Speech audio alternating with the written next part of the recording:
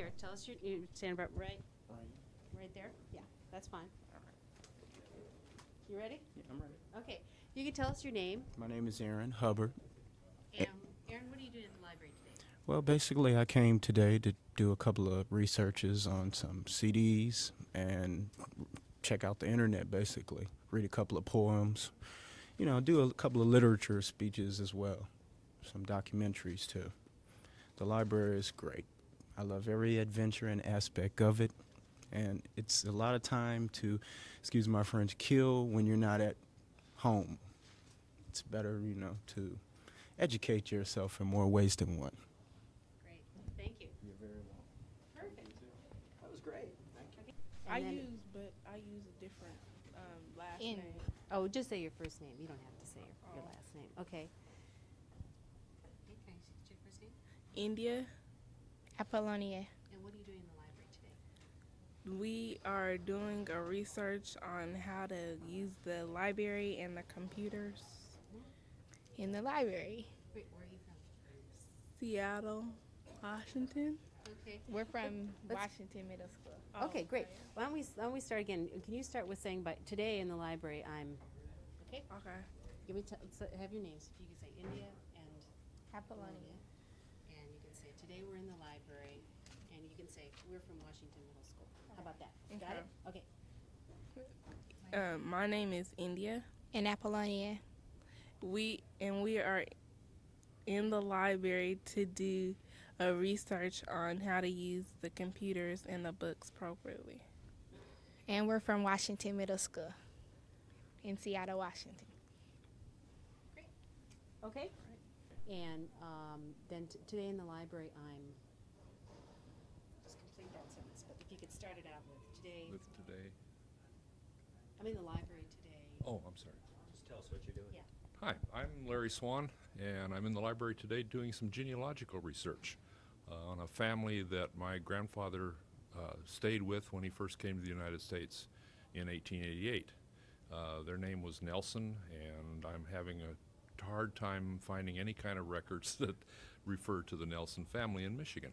So, Did we get the first part of that, Peter, or I wasn't quite ready with the mic? Yeah, I got We it. did? Okay, great, Okay. Larry, thank you so much. Thanks Okay. very much. Okay, Derek, we're gonna do the same drill. Okay. What are you doing in the library today? So what am well, I'm doing Get a lot. Okay, I'm good, okay, great, but let's start with your name and then, I'm in the library today. Are we filming now? Yeah. Okay. My name is Derek Kane, and I'm in the library today doing research on old architecture of Seattle. And I believe that we could learn from the past so we could advance in the future. I would like to find the sites of some of the old architecture in Seattle and see what has replaced it. And I'm currently doing a walking map for people to tour the old Seattle. Thank you, that's great. Will that do? Thanks very much. Okay. I'm Jean Pearson, and I'm in the library today, and I'm doing research on my adoption history. Let's see. I've been working on this for about 3 weeks, and I'd like to say thank you to the reference librarians here because they've given me a lot of help and a lot of encouragement and lots of suggestions. And I hope we build a new library here. Thank you, Jean. Perfect. Today I'm at the library. Okay? My name is Tara Bauer, and today I'm at the library researching internships and advertising companies so I can get a good job and get out there and make some money. Thank you. That's great. I'm in the library today. Complete that sentence. Okay, ready, Peter? Sounds simple enough. Okay. Hello, I'm John. I'm in the library today to check my email because it's free. Perfect. Do you want me to elaborate on that? No, we don't want to say, no, that's all we need to know. Why don't you just move, yeah, that's it, okay. And don't worry about the microphone, it can pick up. Or should I look at the camera? Or Look at me. Okay. Wait, he's gonna, we'll start again the same way. My name is John. All right. Hello, my name is John, and at the library today because I'm checking my email. It's free. I just moved here from Tulsa, Oklahoma, and library here in Seattle is great. Thank you. Perfect. Hi, Mom. The first time I was on cable was when I was in the 5th grade, and we had this little egg project. So I had a little egg that I was taking care of, hard boiled, that I had to make sure it didn't get cracked. So my mother had all of my friends and I doing an egg report. So that was fun. It's just gone from there. It's skyrocketed, Exactly, right? exactly. The career. Mm-hmm. Okay. Hi there, I'm Lisa Nogello, and what I'm doing in the library. Just is my first time in Seattle, and my boyfriend has an interview with a district court judge across the street, and because the library is centrally located, I thought I'd check it out and see some local papers and see what the local news is all about. And that's about it. That's wonderful. And so I'll tell you when we're going to go, but if you could just kind of do the same thing. But start Okay. with you. My name is, and today at the library I'm. All right. My name is Ron Fredrickson, and today at the library I'm using the Leap Room. And what I use in the Leap Room is the Kurzweil Reading Edge. It is a machine with a scanner and a keyboard. You put the book on the machine, and it scans a print and puts it into speech. It actually reads to you. I enjoy reading all kinds of books on it, and it can read any printed thing. It cannot read handwriting, but it's a real benefit to me. Okay, thank you, Ron. You can look at me. And you just talk to Sharon. I'm all set. Okay. I'm Karen Blair, and I came to the Seattle Public Library as an outsider today. I actually am not a resident of Seattle. I teach in Ellensburg, Washington, at Central Washington University, but I'm using the winter to do some teaching over here and do some research. I'm working on a book on men's clubs and women's clubs, comparing them to see what kinds of things they've accomplished through history. And there's some things here that are pretty rare, and they're not available at the University of Washington. So I had to come today to take a look for myself. Perfect. Thank you Perfect. very much. Your last name if you don't want to. Don't. Sure. And today I'm in the library. Okay, I'm all set. Okay. Hey, my name's Ken Cromer, and today I'm in the library doing some research for a thesis I'm writing. It's for the Puget Sound Banking School at the University of Washington. Great. That's all we needed, Ken. Madeline, I'm going to, if you could look at me and not at the camera. Okay, so Speak can real you say your name? Madeline. Okay, so hang on. I'm going to tell you what to do, and then you'll do it. Okay. Yeah, that's not you part of say, your hair. Madeline, my name is Madeline. You can say, my name is, and then I'm going to, you can say, today at the library, I'm. Okay, you ready? And then I'll do the same thing to you, Lisa. Okay. Go ahead. My name is Madeline. Today at the library. Today at the library, I'm reading books. My name is Lisa, and today at the library, I'm researching an author for my book club. We're set.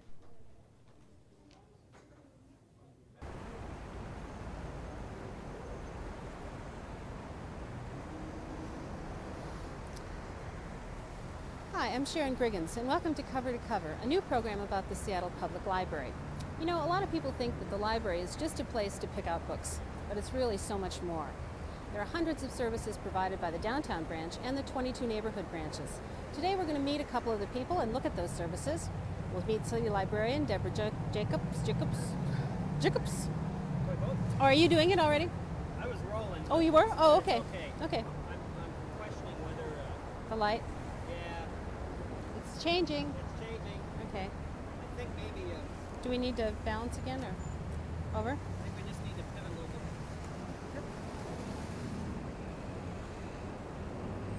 Just don't want to get nailed by, By the sun? yeah.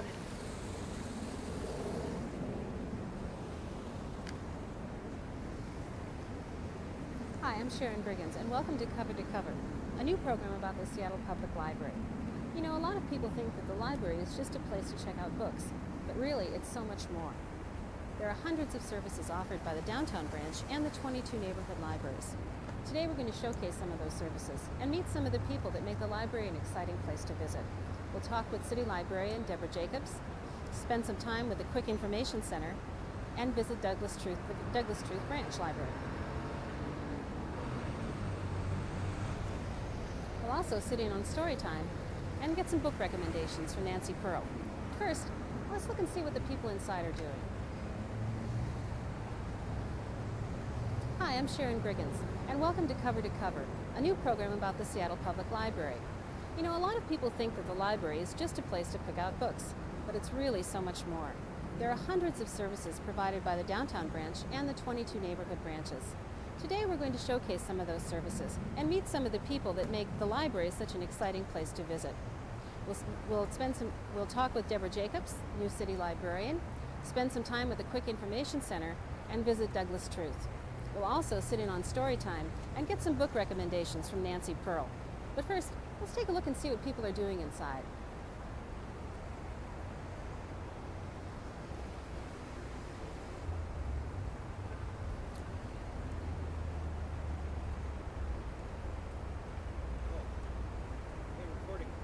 Oh, okay. Maybe there's something we can use. Hello.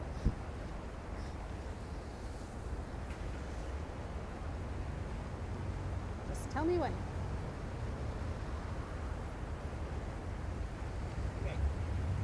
Hi, I'm Sharon Griggins, and welcome to Cover, a new program about the Seattle Public Library. You know, people think that the library is just a place to pick out books, but really, it's so much more.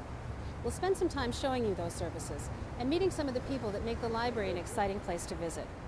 We'll be talking with City Librarian Deborah Jacobs. We'll be spending some time at the Douglas Truth Library and going behind the scenes to take a look at quick information. We'll also sit in on story time and get some book recommendations from Nancy Pearl. But first, let's look inside and see what people are doing. That was nice. I screwed up on that one. Okay, so. that's all right. We'll do it again.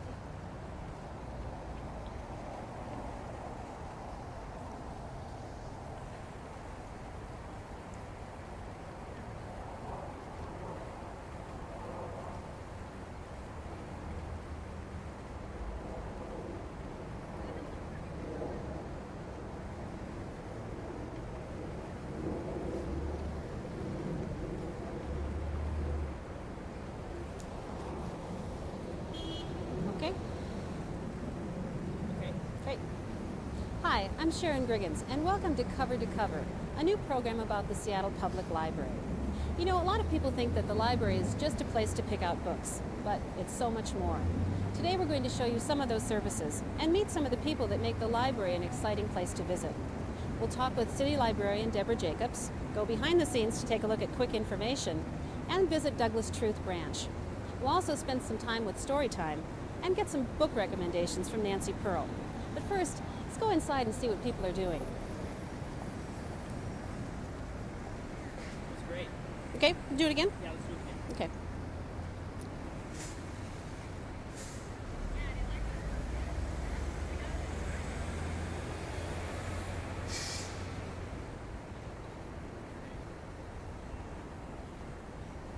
You ready? Okay.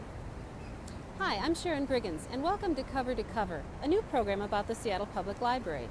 You know, people think that the library is just a place to pick out a book, but really, it's so much more. Today we're going to show you some of those services and meet some of the people that make the library an exciting place to visit. We'll talk with City Librarian Deborah Jacobs, go behind the scenes to find out what goes on at Quick Information, and spend a visit with Douglas Truth Library Branch. We'll also sit in on story time and get some book recommendations from Nancy Pearl. But first, let's go inside and see what people are doing. Kind of muffled that one, so. It's pretty good though. Okay. I'm starting out on it. Hold up. Tight. And then I'm coming in a little bit. Oh, okay, great. A little bit of a zoom. Okay. Any more noise? Any more noise? Come on. Okay. Hi, I'm Sharon Griggins, and welcome to Cover, a new program about the Seattle Public Library. You know, a lot of people think that the library is just a place to check out books, but really, it's so much more. Today we're going to show you some of those services and meet some of the people that make the library an exciting place to visit. We'll talk with City Librarian Deborah Jacobs and spend some time at the Douglas Truth Library and go behind the scenes to watch how quick information works.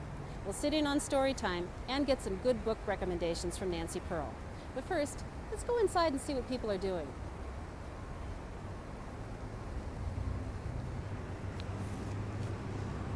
Tell me when you're ready. Ready. Okay. So that's our show. Thanks for watching. I hope you learned a little bit more about the services that the Seattle Public Library provides. And now we'd like to hear from you. If you have questions or comments or suggestions, send us a postcard or drop us an email. Thanks for watching. I'm Sharon Griggins for Cover to Cover. Okay. Drop us a postcard and send us an email. Did I say that? What did I say? You gotta I swap swatch it? Okay. Not a big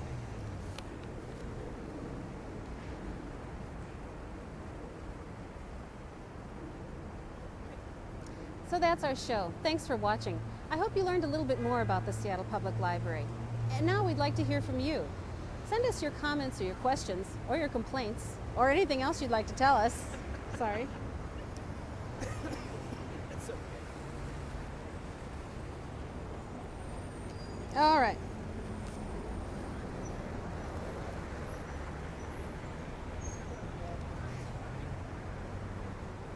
So that's our show.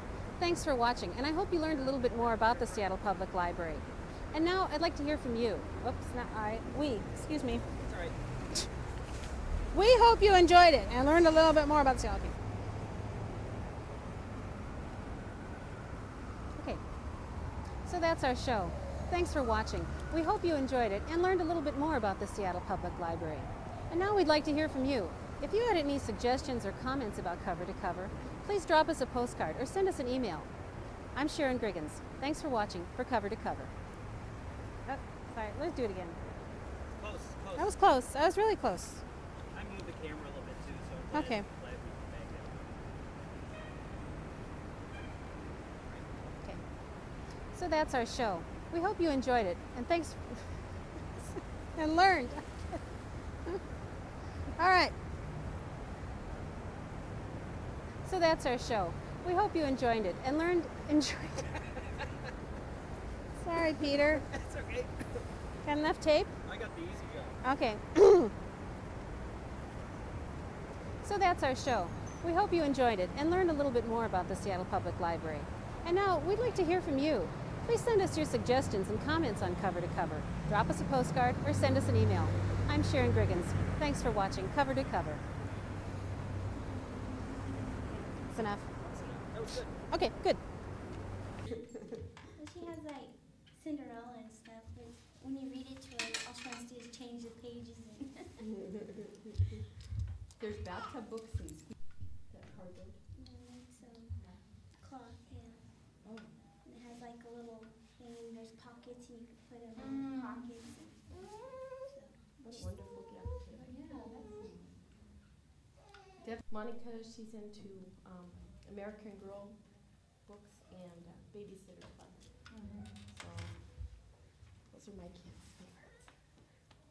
I see. And Patricia like Dr. Seuss. You have Dr. Seuss in Spanish? Spanish movies too. Oh, yeah. Great. So she likes those books.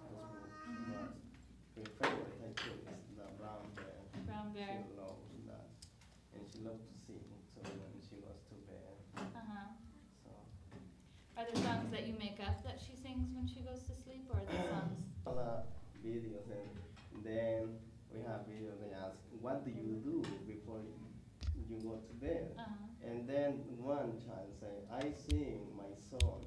And then the other one say, I sing my alphabet song I cannot forget before I go to sleep. So she knows. So she got that idea. She got that to me. So it's very, I had to sing. So. But it's not every night, but I have to sing when I have time. So.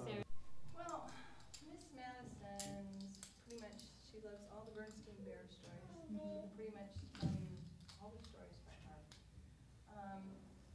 A bug, gets the bug inside him, and the whole ordeal of going to the doctor gives him medicine, these pills march inside the little boy's mouth, and they go in search of this bug. But Madison has so many books that she looks at books before she goes to sleep, but Bernstein Bears, I think, is the top of the list. King's for her. Book. She's got a lot of those. And Garage Sale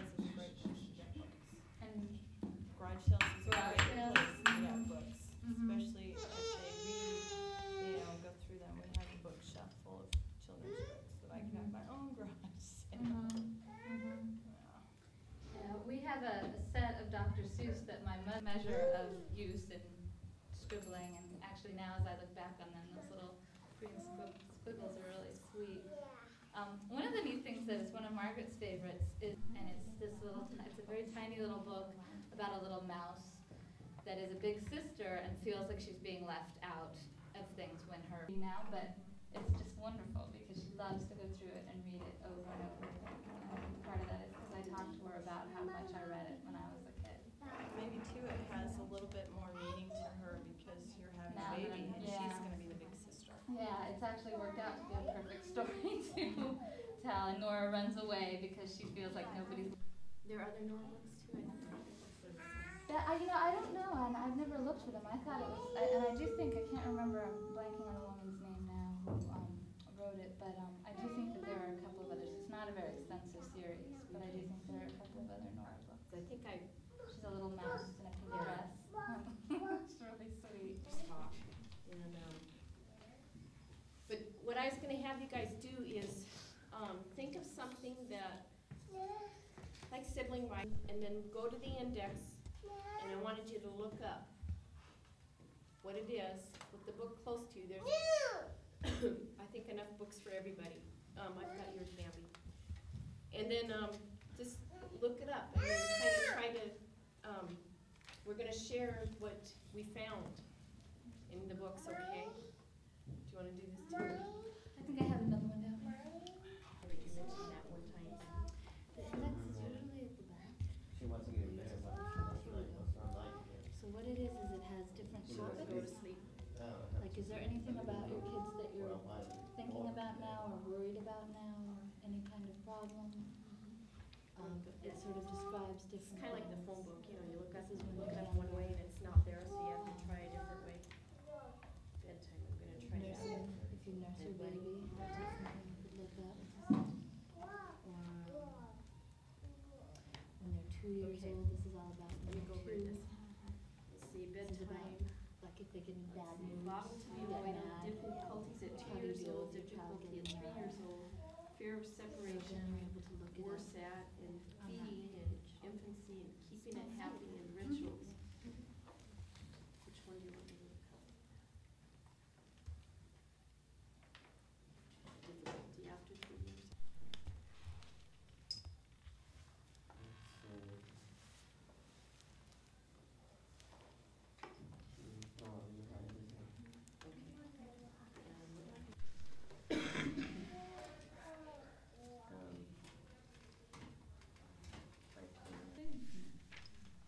Common sleep problems, chronic resistance to going to bed.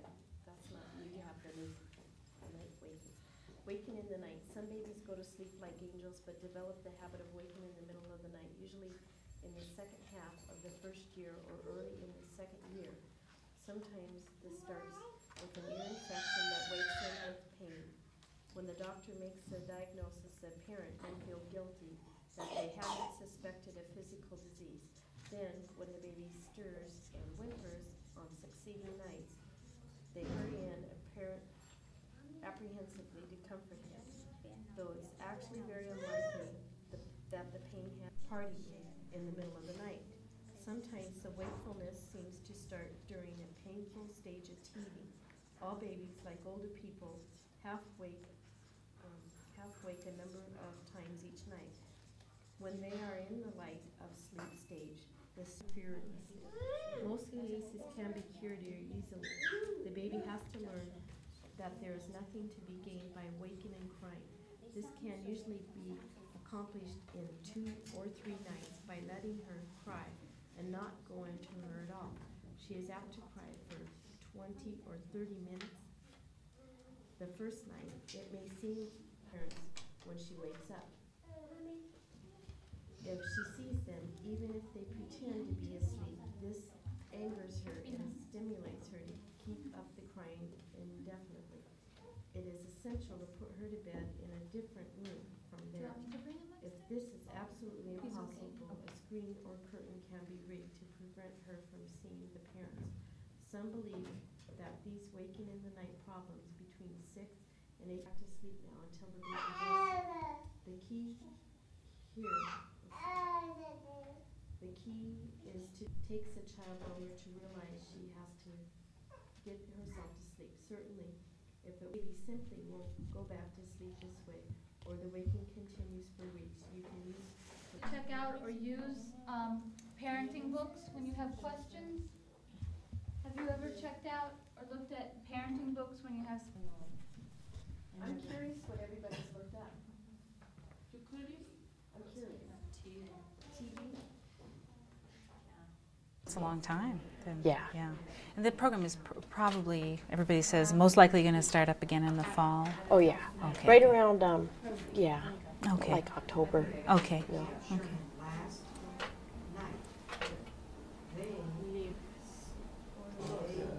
How do you recruit for people? How do you find people? Carrie usually does that. Oh, okay. I'll ask her about that. From then. the students through here, Mhm. that was how I was found. I used to be a student learner here, and then they told me about Start Smart, so I started going to it. And so that's how. The rest is history. Yeah. Great. I'm all set. Okay. Lori, can you tell me what happens at Start Smart during the day or during your program time? Usually we just kind of wait for everybody to get here, and then we go upstairs to the library where Diane tells wonderful stories and finger plays and puppets, like little felt boards and whatnot. And then we split up. The children usually stay upstairs for snacks. That usually gets them away from their parents. And if they want to go downstairs with their parents, that's great too. There's toys downstairs. And then I usually take the parents downstairs and we do the parenting topics downstairs, and they do arts and crafts upstairs. And there's volunteers that help with the children and stuff. So that's kind of a gist of it. It's different topics, 6 different topics for this session. And what's the objective of the program? What do people learn when they come here? Well, we want to get them interested in books and the importance of reading, and to go to the library, to get a library card, and to know the library is a friendly place and a fun place, and it's very important to read to kids. So it's kind of, and then we do the parenting topics that parents are interested in, like something simple from how to go shopping with your child, potty training, to different strategies of discipline. I don't really like that word so much, but how to kind of, feel your kid and see if it's a good day or a bad day, and quite a range of things. Great, great. What kind of growth do you see in the participants over the 6-week period? Oh, they look, I like when the parents look forward to coming, the moms or dads, and they really look forward to coming and just venting and getting different suggestions and ideas, and then knowing that there's books that have different answers to questions. And there was a couple parents that liked, their kids like dinosaurs a lot, so we did that topic, and they were real excited and scooped up a lot of dinosaur books. And the kids, just to watch them blossom and know to just feel comfortable here, and you're totally welcome. And just watch the kids grow. I love that part, because it keeps your spirit alive. The kids do. So Great. It's really fun. Why you have several participants who've been here a number of years. Yes. Why do you think they keep coming here to the program? I think it when you start, you feel real welcome, and then you realize the importance of books and kids, and then you feel welcome.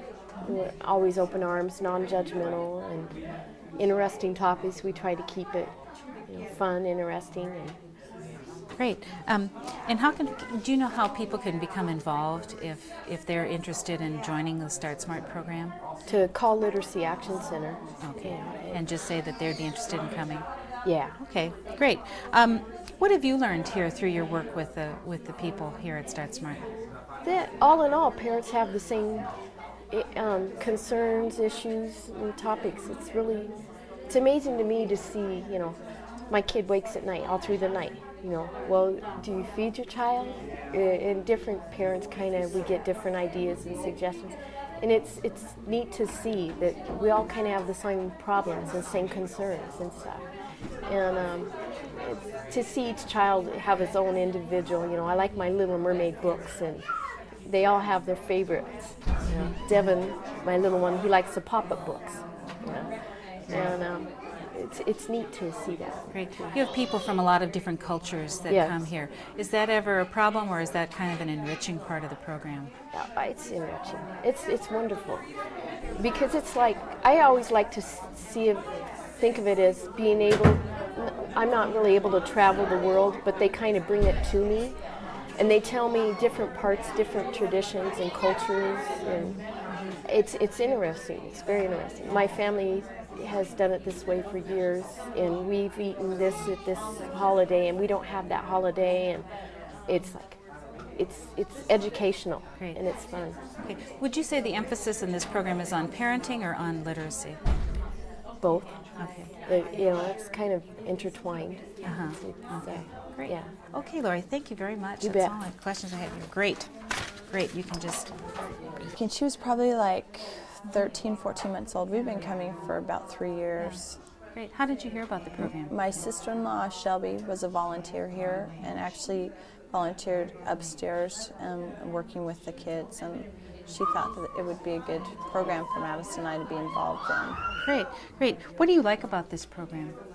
Well, the fact that there's parents who come with the same kind of issues at times that I've had, potty training, trying to get your kid to go to sleep at night, eating habits, all that, that kind of stuff that sometimes you feel as a parent, at least I do, okay, I'm the only one going through this. There's nobody else who's suffering the way I am. And yet you come and you listen to other parents and you find out, oh yeah, they've gone through it or they're going through it and it's worse than what I could have ever gone through. Great. Peter, I'm sorry. Are you ready? I didn't ask if you were ready. Okay. Have you ever learned something new from some of the other parents, or learned a tip or two from them? Yeah, Lori's really an interesting person because she's very creative when it comes to doing things where your expenses, if you don't have a lot of money. I mean, she's told me about where she's taken her kids out, putting all their rain gear on them and taking them outside and letting them run through the puddles. So we do that. She does parades in her neighborhood, things that are really inexpensive.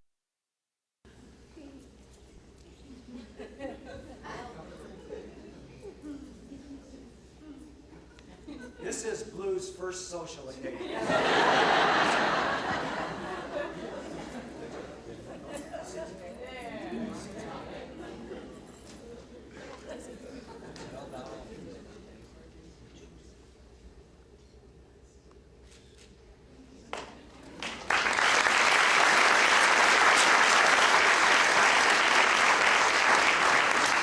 Blue, the guy in the suits, that's the chief of police. That's the chief. Okay. Ladies and gentlemen, I'd like to introduce our third presenter. Scott Haskins is Resource Management Branch Director for Seattle Public Utilities. Scott.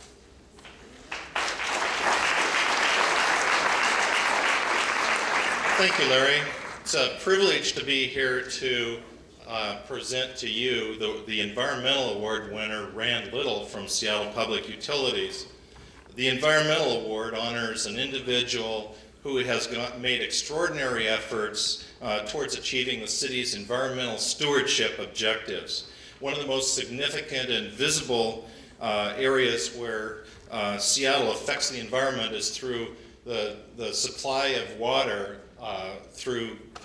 from the Cedar and Tolt rivers to over 1.3 million customers. But in doing that, it's important that people not only have their needs satisfied by water, but that the habitat in those rivers be protected for salmon, for steelhead, for fish and wildlife.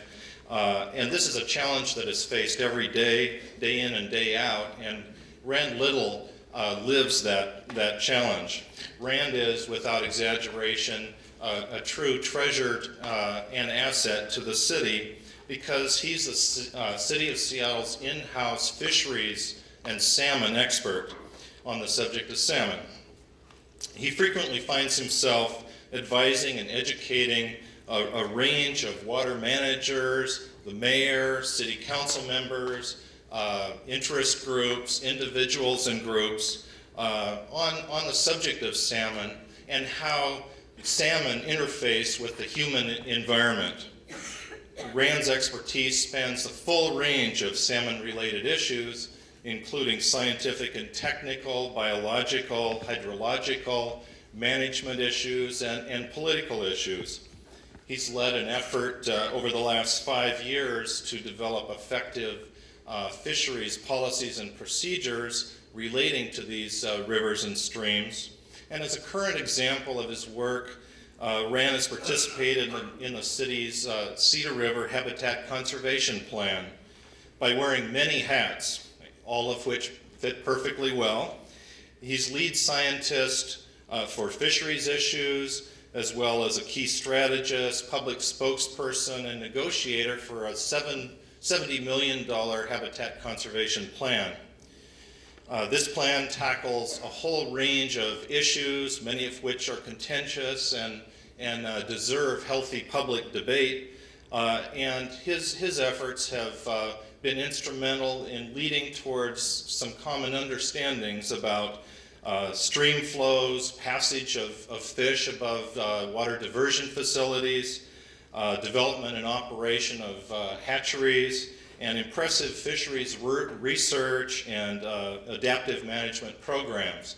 Rand Little is on the front line of all these issues, and the people who interface with him know him well. Rand also has a lot of personal qualities about him that makes him a valuable asset to the city, and a few of these assets were commented on by those who nominated him for this award, and I'd like to just mention or read a few of these. One was, he accomplishes his work with an attitude and warmth that is a real pleasure for all who work with him.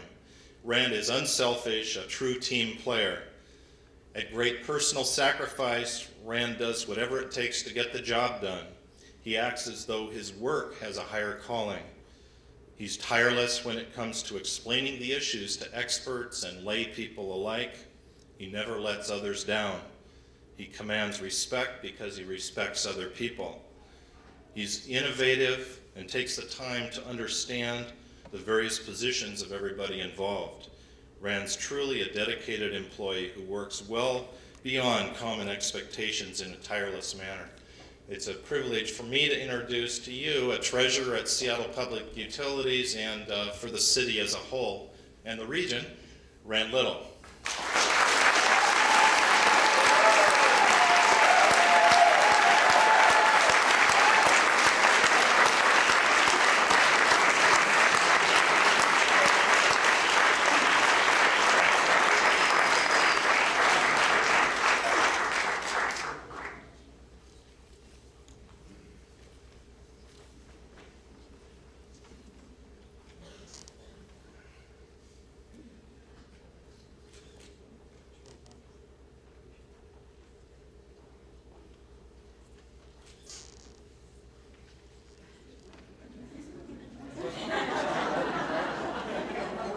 Thank you, Rand.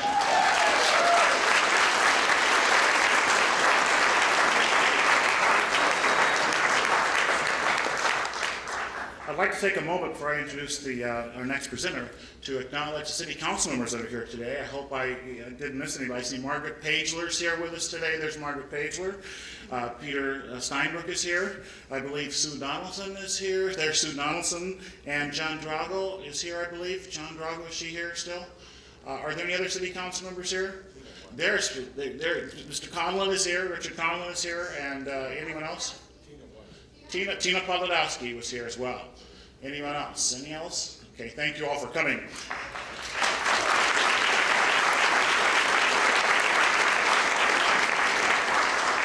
Now I'd like to bring up our Superintendent of Parks and Recreation, Mr. Ken Bounds, to make the next presentation.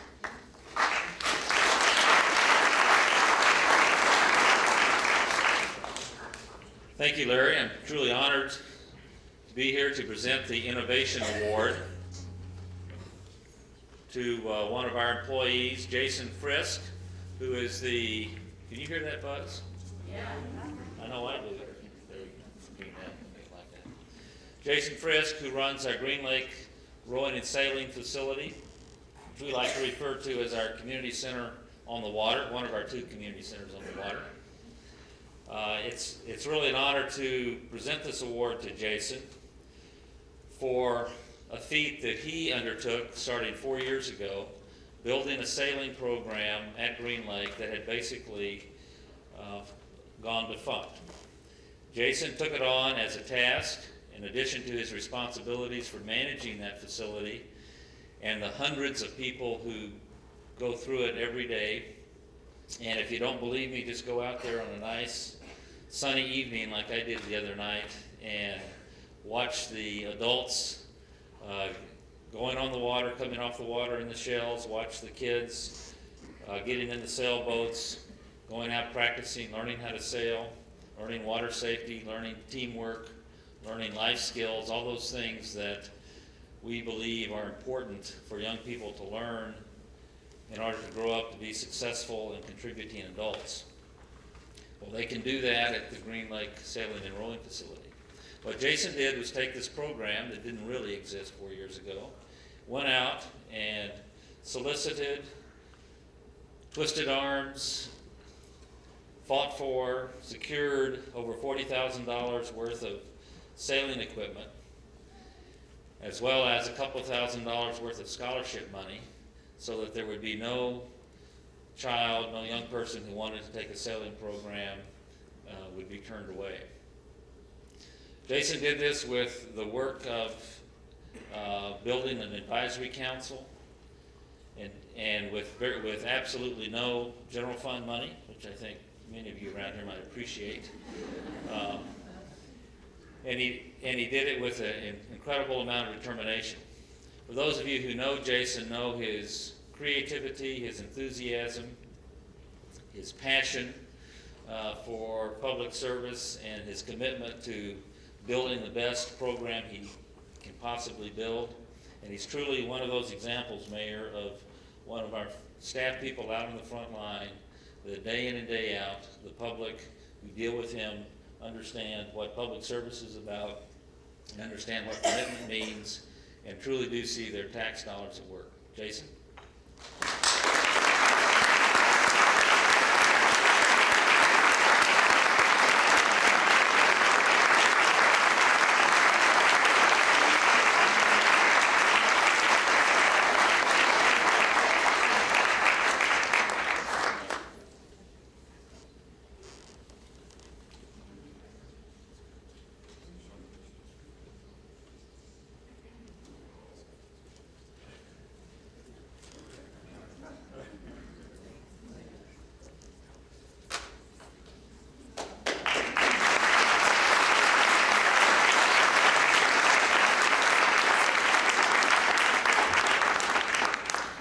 Ladies and gentlemen, now it's time to take another entertainment break, but I'd like to reveal some of the more hidden talent here in the city of Seattle. Let me introduce now, join me in welcoming, bring to the mic, the Novettes.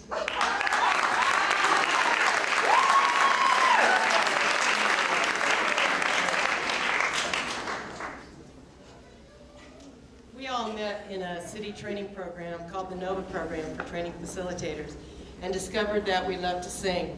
We're still learning to sing together, and we're thrilled to have our first public debut be for this event. We chose to sing the song The Rose because we think it's about taking a chance and participating in life.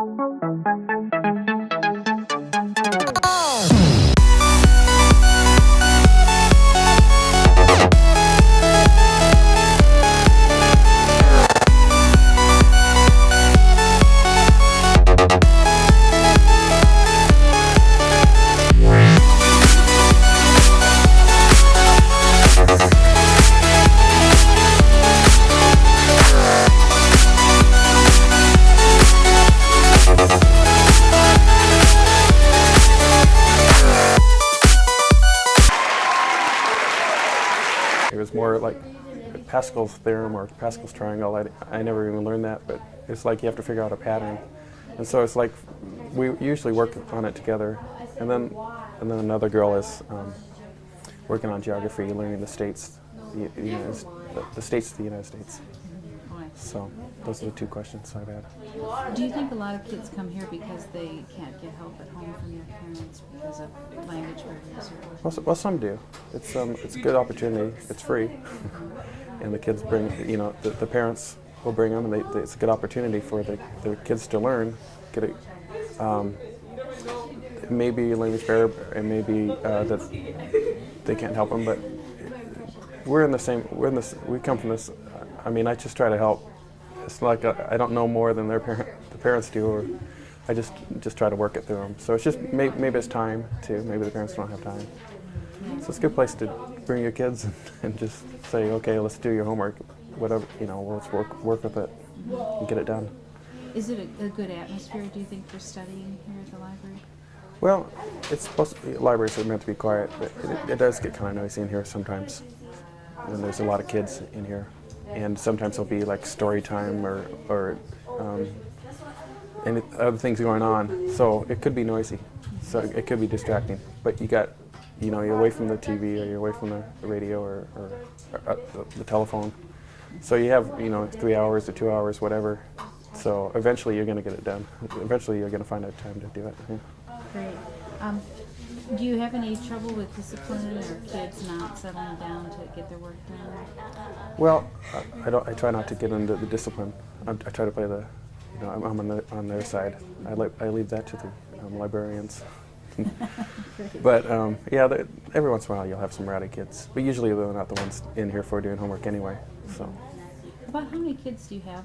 I know every night it varies, but on Yeah. average, how many kids do you Tonight it's a little rainy. I think it kept some kids home, but we do up to 10 to about 10 students in here at a time, and not all of them are doing homework, but they'll have brothers or sisters doing homework, and so a lot of kids in here, and so it just depends.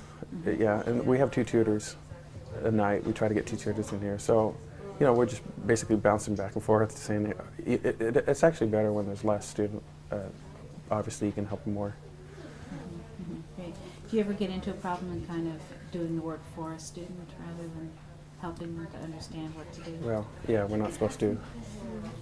But, it's like when they're just sitting there, you try to help them as much as you can, and I guess you just try to, you try to do it and then say, do you understand? And then you say, well, let's do another example or something like that. Otherwise, we just sit there for hours, just looking at each other. Why do you think it's important that the library offer, a place like this and people like you to help kids? Oh, it's a great idea. As I understand, not all of the libraries do it. So this is, I don't know if we're the only one, but this is it's just a good idea that it's open space. We have all the books and have, people are willing to volunteer. So let's get let's have the kids do their homework. Okay, thanks so much, Okay. Christian. Can I get your how you spell your name? Yeah, Christian, CHRISTIAN, HERRE. H-E-R-E. HERRE. H-E-R-R-E. Yeah. Okay, Christian great. Harry. Great, thank you Okay. very much. I was doing my homework and then I finished and I was just waiting. It was raining too hard to go to the bus stop, so I told my sister to call my mom so she can pick us up. Great. What was your homework assignment tonight? We had a map about climates and vegetation and stuff like that, about different stuff. And I have a book report to do. It's due on Friday, so I was doing that. Okay, cool. What's the book that you're... Well, it was about, we had to pick different climates, so I picked the rainforest. Okay. And do you have to read a book about the rainforest? Oh. Yeah? Uh-oh. Now you can start laughing at me. Uh-oh. Don't look at your friend. Don't look at your friend. Oops. Someone else is coming over and look at you. Are you too embarrassed to continue? Okay. Okay. All right. So why do you like doing your homework here at the library? Because right close to my house, and if I do need help, I have friends here to help me. And I've been here a lot, so I'm used to it, and that's it. Is it quieter than it is at home? I mean, is it easier for you to do your homework here than it is at home? But a lot of kids come in here, a lot of my friends, so I get distracted. But I'll do it still sometimes. Okay, great. Why do you think it's important that the library have people like Christian and other people to help kids with their homework? So I guess for them to do their homework, because if it's hard, they might not have nobody at home. So, you know, if they live around here or anywhere else, they can go there and then they can help them out. What do you think is the hardest thing about homework? What's the hardest thing for you, or the hardest kind of homework for you? At my school? Yeah. Probably Washington State. Because we have to learn all about Washington, and we have to do a bunch of math work and stuff like that. Did you ever have to do any big long reports or anything? Well, we know that we're going to have to do that towards the end of the year, but since it's like the beginning, it's just giving us little reports, you know, 1.5, 2 pages, stuff like that. Do you use the materials here in the library when you have to do reports and stuff like that? Like the books, I use the references, references. And I guess that's about it. Great, great. You like the library though? Yeah, I come here like probably every other day, probably 3 days in a row probably, or something like that. Why? Because I like it here. It's fun. If I get bored at home, I'll come here instead of going like to a friend's house. Because, you know, I know there's be somebody at least here I can talk to. And I guess that's about it. Okay. Great, great. Thank you, Shagri. You're welcome. Great. Okay, I'm all set. What grade are you in? 8th. 8th grade? You go to Eckstein with Shagri? Yeah. So what are you doing here today? I was What are you doing. doing here tonight? What are you doing here tonight? I was doing homework. Are you doing homework? Yeah. And what kind of homework did you have tonight? I have this different classes than him. I mean, it was math. Was it easy? No. What kind of stuff did you have to do for homework tonight? Okay. I don't know. It's just hard. You can't get up in there. What do you do when you can't figure out something on your homework? I just wait till the homework help here. And do they usually help you out? Well, sometimes. And what happens if they don't? Then you're stuck, right? Yeah, but because if they don't know it, then I don't know. Then I have to leave it till tomorrow. The teacher. Yeah. Okay. So why do you like coming here to do your homework rather than like doing it at home? Because it's quieter here. Any other reasons? Those guys are there? Them, I can see them at school. I mean, I'm not. No, the tutors. Oh, the tutor. I just wait here. When they come, then I ask them. I mean, they're not here till 7 or 6. How long does it usually take for you to do your homework every night? It's not that long. I mean, unless I'm here. So have you had a big research paper yet to do? I just did it yesterday. Oh yeah? Did you come here to do it? No. I did it when my brothers were gone, so it's quieter. Okay, great. So why do you like coming here to the library? Because it's quieter than home, and I can finish work here, and I can get help on my work. Great. Do you like school? Sometimes. Do you like doing homework? Homework? No. You wish there was no homework? Yeah. Yeah? Okay. But you guys get a lot of homework during the week? Well, some classes we don't. Some classes you do. Yeah. Okay, that's all the questions I have. So. Okay. Great. On the big view? What grade are you in? 5th. Fifth grade hard? Huh? Is fifth grade hard? Well, it's kind of like. Olympic view. Great. So Jimothy, what was your homework tonight? My homework was we got spelling words, and it's like either you get 1 through 10 or 15 or 20, and I got 15. So I was supposed to decorate all the words, like make them more exciting and stuff. Were you also working on a map over there? Yeah, but I figured out that you're supposed to do half of it, and then the next time you do the other half.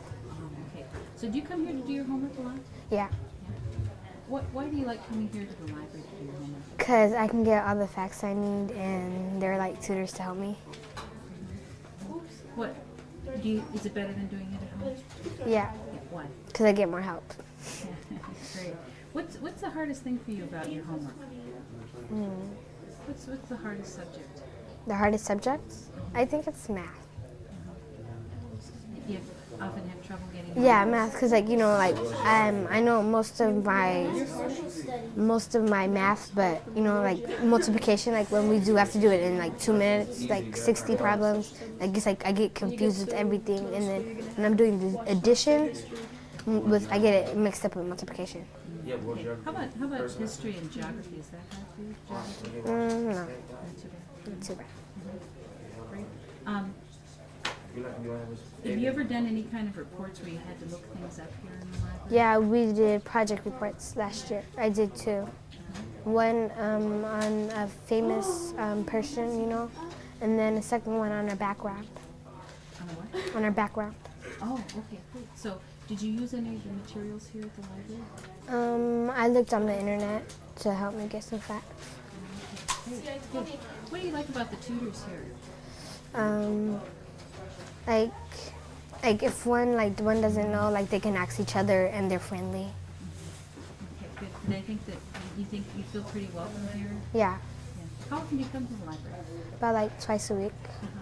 Do you like hanging out here? Yeah. Why? It's just, sometimes I see my friends and everything, and then I can do my homework and talk. So your friends at the same time? Yeah. Yeah. Okay, great. Well, that's all I needed, Jimothy. Thanks very much. Janetti. Janetti. Okay, thank you. I'm gonna get it right. Yeah. Did you get it spelled right? Spell it for me again. Genaty. Genaty. Yeah. Janetti. Yeah. And I was saying Jeanette. What was your famous person? Oh yeah, who did you? Martin Luther King. Oh, great. Okay, so just tell us again. I did my report on Martin Luther King. I did my report on Martin Luther King. Did you use any of the resources? Did you look? Yeah, I looked on the internet for just facts about about his family and about the person who killed him and everything. Okay, great. Well, thanks. That's good for being in 4th grade. So that was last year. Yeah. What's this? Oh, okay, so there's a table. And these are people's shoe size? Yeah. Okay, which one's yours? Mine's 7? Yeah. Oh, really? Why? What do you wear? Yeah. How'd you guess? How would you guess it? Anyway, Okay, so here's your shoe size. And then Yeah, it says how this is to how many wear. people have this kind of shoe. And then you did a graph. Yeah. Okay, so How does it relate? how's it relate? Do you see any pattern? Do you see any? Obviously, look at this graph here. Yeah. What is it doing? It's kind of. Going smallest to the middle. Yeah, the middle is the biggest, right? Yeah, biggest. And then this is half. Look, it's the same on the side. And what does that tell you? Is people in the middle? Is this it's the average. Okay. It's actually what do they call it here? Oh, New shoe size. they call histogram. Histogram? Yep. Those are all worked so hard. I'm not supposed to do this. Took me an hour to do it, but we just had to look up the radio. And I found the mean, mode, and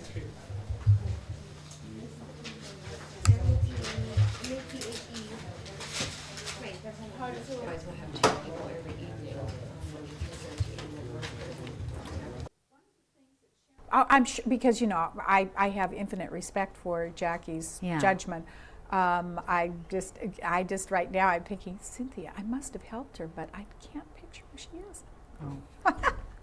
Well, her big concern was that she would look overweight on camera. I said, don't worry about it. You're not doing full shots. You can just sit down, chin up. Right. Now, I'm wondering, actually. Yeah. Do you want something in front of you? Well, no, I'm just if I do like this, I'll Yeah, probably that's end fine. up doing that, and that's not a okay. good idea. You can- no, but I you- maybe you go look right too ahead. stiff sitting here like this. What do you think, Peter? You look fine. We usually kind of just get, and that always looks so good. Yeah, right. You know, it's like the head Yeah. won't be stable. So I have lots of questions, but that's good. okay. That's good. I'm just going to answer your questions, and I'm going to be real relaxed about this because you can cut out any bloopers. Exactly. Absolutely. That's the nice thing about. I said you should see Yeah. what we have made. We Yes. have made people seem brilliant. Peter does a great job in the edit room. Well, I had on Monday night lunch with because of the program. I had dinner with Cher Ravani and Lane, and Cher mentioned that she actually has watched all of the videos that you've shown on Channel 28, and she said she was very impressed with them. She thought good. all of them were very well done. Well, And good. So I We thought, like well, to hear that's that. great. We crave feedback. Yes, Great. yes. We Well, you have know- we have a website, or no, what is it? An email box. I wonder if anybody's ever gone into it. We got to go into it and see if anybody's left anything. Right, and I don't have cable, Oh. so I can't, and I don't have VCR, so the only way I can Jeez. watch it is. So you're an enlightened person, is what you're putting to us. And actually after I started working, I didn't even have television for the first. Let's see, I started working in '66. I didn't get a television until 1977. Oh my Everybody gosh. thought, how can you function? Well, I got lots of reading and needlework and yeah. listened to classical music. Yeah. And life was more sane in those days anyway. I function a lot better without television, actually. So, and I watch very little television, and because I don't have cable, I mean, what's on the main stations beyond the news is pretty Yeah. pretty limited. It sure is. The news is pretty bad. Even Yeah. the news is. Yeah. Especially the news, actually. It's, Yeah, it's just those I've been watching the sensational news a little bites. bit more recently since we've been doing this, because I'm kind of looking You've at been what they're watching, doing. like, Yeah, picking yeah, out how they're the writing and stuff. magazine, yeah. Some of the things that they write. I mean, truly, this one story must have been 2 or 3 minutes long. There were 4 sentences in it. 4 sentences. Wow. You can actually move back to Okay. your right just a tad, I think. Okay. If you move around a little too much. I'll get my shoulder in there. Okay. What do you mean? You don't get to have? And yeah, like you said, Darlene, we can stop and start, and it's just. Yeah, this is whenever we can. nothing. If But- you want but me to, you- if you want but- me to ask the question again, I can do that too. Right, but you also edit out. Yes. I mean, because you said you shoot all these hours, and the segment is what, 20 minutes long, 15 minutes, 10 minutes long? Well, Yeah. the genealogy segment Yeah. is not, it would be, we think our longest segment was. The longest segment was 9 minutes. And That that's was Yeah. that was the Deborah Jacobs, Right. which That was a everybody little too long. Most everybody of them are felt about- it was an hour and a half. Most of them are about 4, 5, 6 minutes. Yeah. So And we'll I- shoot a lot of stuff that we won't use. Right, right. And also the other thing I wondered is that when we go out and shoot whatever we do out in the room, do you do like voice in the background? Right, of we'll some of the- use that like when you'll be talking, Right. and then we'll put So up it a isn't- it picture of- isn't- yeah. it isn't You always- won't be yeah, on the yeah, camera. The yeah. camera won't be on you all the time. Yeah, that's good. Yeah. That's good. Okay, so if you're ready, Peter. Okay, Darlene, could you just give me a capsulized definition of what is genealogy? Well, genealogy is the study of your family history. Beyond that, an individual starts out with themselves and they work backwards. It includes stories as well as the genealogical data, And what- names, dates, and places. Okay, let's try that again. And can you Yeah. just say the names, dates, Yeah, and places? That's yeah. fine. Okay, Darlene, could you tell me a little bit about what is genealogy? Well, genealogy is the study of your family history, and we usually start out with an ancestor chart in which you can outline the names and then the respective birth date places, marriage date places, death date places. But you also want to collect some of the stories about the family that you can add to your history. What's the difference then between genealogy and family history? Okay, I usually in my classes indicate that the data, the names, dates, and places, will constitute the genealogical material, and then the family history will be the stories, the social setting, the historical context in which the people resided and lived. Okay, great. When was this department started, Darlene? Well, sorry. Okay. While we've stopped, do you have a piece of blank paper I could take some B-roll notes on? Sure. You want me to do that? No. I can do it. I can check. A blank piece of paper. Great. Okay. Okay, so we're going to talk about the department. We're going to talk about when the department started. I'm all set. Okay. So, Darlene, when was the department started here at the library? Well, officially the genealogy collection dates from 1926. And in the old Carnegie building, which by the way was on the same location, can we start that over? Sure. Right Or ahead. can you chop in the middle No, of something? But it's better just get started again. it's either way, but that's fine. We've got lots of tape. And lots of time, so don't worry about it. We do this with every interview. We just Okay. Okay. Okay. So, if you could tell me, Darlene, when was the department started here at the library? Okay. The genealogy collection officially dates from 1926, when the Seattle Genealogical Society came to the library and wanted to house the books here at the Seattle Public Library. The materials were actually in a corner in the reference room of the old Carnegie building, and it was not until this current building was built that we were able to have genealogy as a separate area within the history department and now the humanities department. Right. Do most libraries have a genealogy collection? Many of the major libraries in the United States have a genealogy department. Sometimes it's combined with their local history department, but many of them do. Mm-hmm. And what's in the collection? What are some of the things that you'd find if you were going through the genealogy collection? Okay, this collection actually covers materials from all parts of the United States because the interest of the local genealogist is mostly from other parts. Most of us have come from someplace else in the United States, migrating to the West Coast. The types of materials will be family histories, which is a very popular section where individuals have actually worked on their genealogies and have published the materials. County histories is another big segment. These books were commercially prepared in the late 1800s, early 1900s, and will consist of township, county, church, school histories, and then biographical sketches, which members of the families would write and actually pay to have included in these county histories. Mm-hmm. What is available then on microfilm that is not on the shelves? Okay, we have the largest part of the microfilm collection would consist of census materials. The Seattle Public Library census collection is incomplete, and the only complete collection is out at the National Archives on Sandpoint Way. Mm-hmm. Why are census records so important to genealogy? Okay.